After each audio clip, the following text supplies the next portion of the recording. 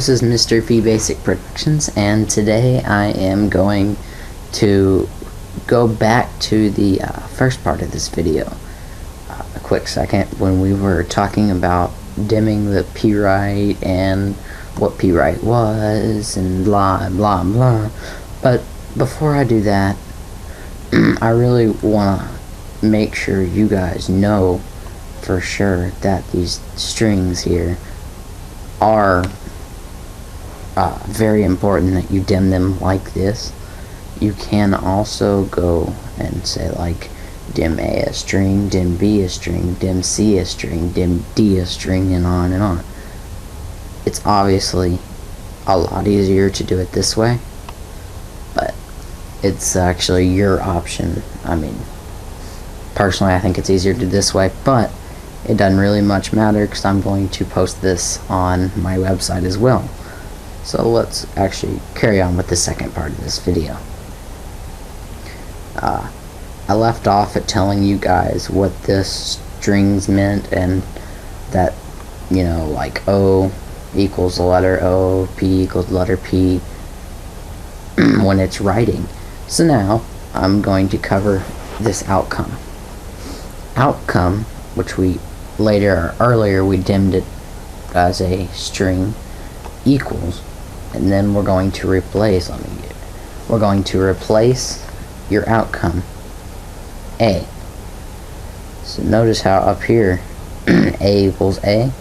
Yeah, we're going to replace every time it says A to a 1, meaning that when I have like a password of A, the password now becomes 1 on the text document, or DLL. And we're gonna go on and on and on, and this, I come through here and say 1 2 3 4 5 6 7 8 9 0, and then I'll start doing like a dash, slash, apostrophe, and all that. This is encrypting. So we're going to scroll down a little bit more, and this is saying p-write, so we're going to actually write the password now. Inside that document, we're going to write the outcome, and then p-write.close, just closing the p-write obviously, and then we're going to have this message box saying account created, message box style, information, and then account created, then end sub. So that is pretty much just going to create, let me go back to our directory up here. When I had the admin, and then I did the password here, 14 apostrophe 9, if you look, question mark, you look through here, that actually stands for admin. And here, now, what we need to do is reverse that to try to read it on this form. Now before we do this, I was looking back earlier and I forgot to include a button over here that, you know, if you haven't already created a form or an account, I want you to be able to create one. So we need to create a button here. Just simply create an account, and then let's resize this a little bit. Now we're going to double click on your login, and I'm just going to get rid of this here since I already have it. And while I go put the code in, I am going to pause this video. Alright, as you can see, not only did I add the code in here, but I also added another text box. Now, later you will realize, and if you don't already realize now, that it's going to decode it in here, and then if this matches with that, it'll let you in.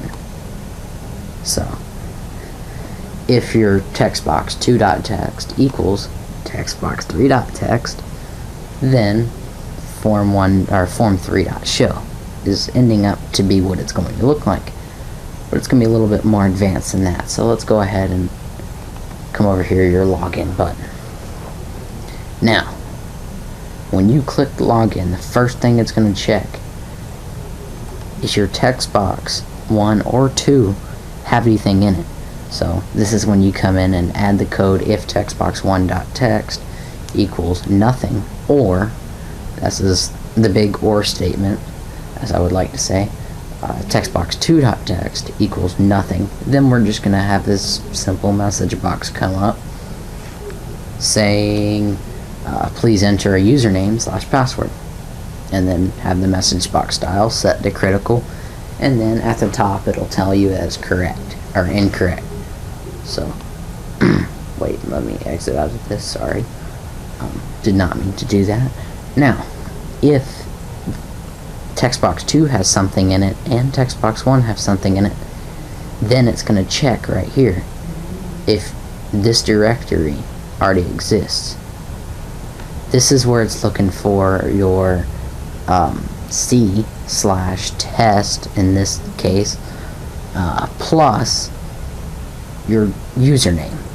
So when you come over here, you can look plus for right there, it looks in the admin folder. Then if it does exist, meaning like that's how it checks if your username is right, is if that exists, then you're going to go ahead and dim read as a new system.file or .io.system reader C, and then it's going to look in the C folder under test, and then your username, and then it's going to read this password.dll. Now our textbox3.text equals read.readline. In other words, meaning when I'm reading this password.dll, this textbox3 is going to equal exactly what that means. Or textbox3 is going to equal exactly what the .dll says. So not very complicated, but it's hard to get around with for hackers and all that. Let's go ahead and now I'm going to describe how this decode sub comes into play. After it gets done writing here, it's going to say, oh, okay, I'm going to run this decode, and all decode is the exact opposite as the encode, or as the encryptor. Instead of putting what A equals A, well, A is not going to equal A this time. A actually in the DLL equals 1. I don't know if that's confusing, but A actually equals 1. And if this does confuse you, feel free to email me at mrvbasic@gmail.com. And then now, anytime that we have a 1 in that DLL, it's going to replace it as an A in the text box 3.text. So that's pretty much the gist of this program. It's very simple. Now I'm going to go ahead and show you what you need to do before you run it. You're going to come over here to your application properties, and you're going to come over here to publish, or not publish, sorry, let it load here. Come back here to application, you scroll down, and the first thing you want to do is when the last form closes, and then your startup form, actually going to be startup form 2 or form 2. So now when you run this, it has this. Now let me enter this bogus thing in here, and then I click login. Incorrect username / password. Let me come over here to admin,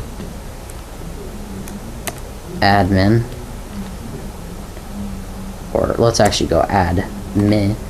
Incorrect again. When I come over here again and click admin, it'll let me into it. That pretty much is it. Thank you for watching my tutorials.